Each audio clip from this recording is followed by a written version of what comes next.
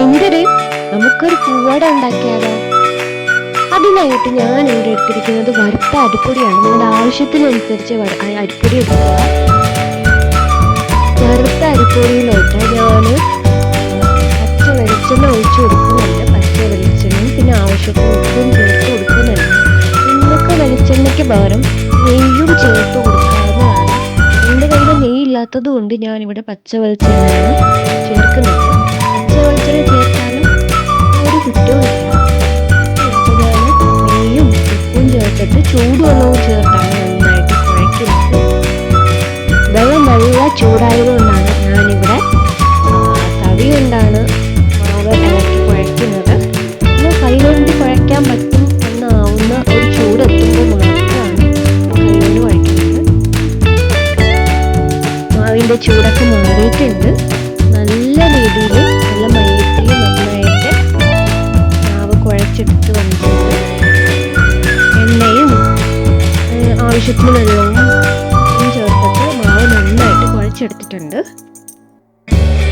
അടുത്തതായിട്ട് പൂവടയ്ക്ക് വേണ്ടിയിട്ട് ആവശ്യത്തിന് തേങ്ങ ചിരകി മാറ്റി വെച്ചിട്ടുണ്ട്. പിന്നെ ഇവിടെ പൂവടയ്ക്ക് നമ്മൾ പഞ്ചസാരയാണ് ഉപയോഗിക്കുന്നത്, ശർക്കരയല്ല. പഞ്ചസാരയും ഏലക്കയും ചേർക്കാം. ഞാനിവിടെ ഏലക്ക ചേർക്കുന്നില്ല, പഞ്ചസാര മാത്രമാണ് ഉപയോഗിക്കുന്നത്. അങ്ങനെ തേങ്ങയിലേക്ക് ആവശ്യത്തിന് പഞ്ചസാര ചേർത്ത് നന്നായിട്ട് തേങ്ങയും പഞ്ചസാരയും നന്നായിട്ട് യോജിപ്പിച്ച് കൊടുക്കുന്നുണ്ട്. അടുത്തതായിട്ട് നമുക്ക് പൂവടയ്ക്ക് വേണ്ടിയിട്ടുള്ള ഇല കഴുകി മാറ്റി വെച്ചിട്ടുണ്ട്. അതിലോട്ട് നമ്മൾ വെള്ളം തളിച്ച് കൊടുത്തിട്ട് മാവ് പരത്തുകയാണ്. നമ്മുടെ ഇവിടെയൊക്കെ ഈ ഇലേനെ വട്ടയില, പൊടിയഞ്ഞില എന്നൊക്കെ പറയും. നിങ്ങളുടെ നാട്ടിൽ എന്താ ഈ ഇലേനെ പറയുന്നത്? ഒന്ന് കമൻറ്റ് ചെയ്യുക കേട്ടോ. അങ്ങനെ മാവ് നല്ല രീതിക്ക് പരത്തുന്നുണ്ട്.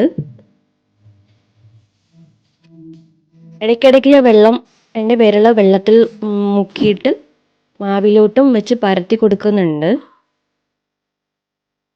മാവ് പരത്തി കഴിഞ്ഞു. ഇനി അതിലോട്ട് നമ്മൾ നേരത്തെ മിക്സ് ചെയ്ത് വെച്ച തേങ്ങയുടെയും പഞ്ചസാരയുടെയും മിശ്രിതം ചേർത്ത് കൊടുക്കാം. എല്ലായിടത്തും ഫില്ലാവുന്ന രീതിയിൽ ഞാൻ സ്പ്രെഡ് ചെയ്ത് കൊടുക്കുന്നുണ്ട് മിശ്രിതം. എന്നിട്ട് നമുക്ക് ഇല മടക്കി, ഇങ്ങനെയാണ് ഇല മടക്കുന്നത്. ഇല മടക്കി നമുക്ക് ഇത് ആവിയിൽ കയറ്റി ഒന്ന് വേവിച്ചെടുക്കാം. ഒരു 10-15 മിനിറ്റ് എടുക്കും. എല്ലാം റെഡി ആയിട്ടുണ്ട് മടക്കി. ഈ സമയം കൊണ്ട് അത് അവിടെ ആവിയിൽ വേവട്ടെ. ഈ സമയം കൊണ്ട് നമുക്ക് കട്ടൻ ഇട്ടാലോ?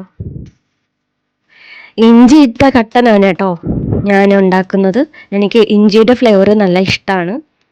കട്ടനും പൂവടയും നല്ലൊരു കോംബോയാണ്. നിങ്ങൾ ട്രൈ ചെയ്ത് നോക്കണം.